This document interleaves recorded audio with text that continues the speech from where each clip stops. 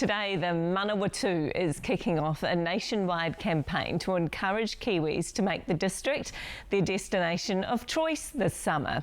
Here on Breakfast, we ran a wee test of our own in Auckland. I've been everywhere. I'm going to say it's in the North Island. Island, bang. How accurately is it? I'm a guy, I've been everywhere, man. I've been everywhere, man. I've crossed the seas, a spare man. I've breathed the mountain air, man. I've traveled, I've had my share, man. I've been everywhere. Woodville, Dagabo, Lumsden, Katikati, Naseby, Cambridge, Potter, Mataro, Hastings, Tiki Tiki Tower, Hogan, Nainai, Wataha, Hamilton, Poro, Tapu, Timaru, Amaru, Tihoi, Awanui, Wanganui, Pamanui, Laveri. I've been everywhere, man.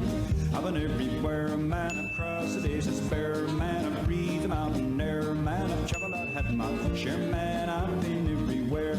Featherstone, Palmerston, Woolston, Te Awa, Queenstown, Picton, Huni, Mudu, Warren, Rotorua, Kaikoura, Matamara, Ikamadua, Papagura, Waitaki, Kakitara, Nakitakafala, Ubera, Uguay, Matawara, Watsuma. Smash that like a G. Of course you did, John Campbell. Joining us now from Palmerston North is Jerry Shearman, Chief Executive of the Manawatū and Central Economic Development Agency. Morena, Jerry, thanks for being with us. You couldn't see it, but you may have heard it. There was a lot of blank stares at the map. And is that how you feel sometimes? Like you've been a bit forgotten, you've dropped off the map? Morena, Melissa, great. I did actually see that, and there's work to do. I think we'll give it about a C-. But no, look, it's really important to us that we get people to understand what we do here in the Manawatū. For us, that includes our entire region, including the city of Palmerston North. So yeah, we're really looking forward to getting this campaign launched out there, and just getting people to re-engage with the region. How long have you lived there, Jerry? I'm coming up for my 7th year anniversary as a Christchurch earthquake refugee, and I just love the place. I think it's fantastic. Did you know where you were going when you moved there? That's really interesting, actually. I just about taught myself how to come here, and I've never been here before, and that's the problem. Often we have these preconceived ideas about what the Manawatū has and what it is.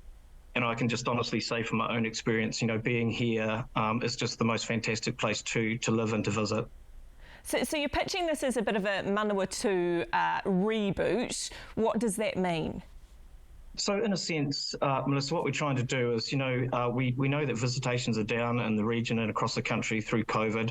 So we're trying to, repitch the idea that people's perceptions of the region are based probably on things they learnt in the 80s and 90s, and potentially from people, as I've said, who's never been here, or friends who had a funny old story from the university days back in the 1980s. So we're just looking forward to, grabbing people's attention. And because we're not one of those places that would naturally, be seen as having a bubbling mud pool or a bungee sort of experience, we just need to be able to reset what people think about the Manawatū. So it's the Manawatū version 2 that we're trying to get out to the public. So what can we do in the Manawatū? Oh, look, there's just so many new things that are going on. So the one that's sort of hitting really big at the moment is we've got a lot of outdoor activities going on. So we've just had a big increase in the number of mountain bike opportunities. There's stunning river pathways down the Manawatū River. We've got wild-based recovery. There's over 200 cafes and restaurants, glamping.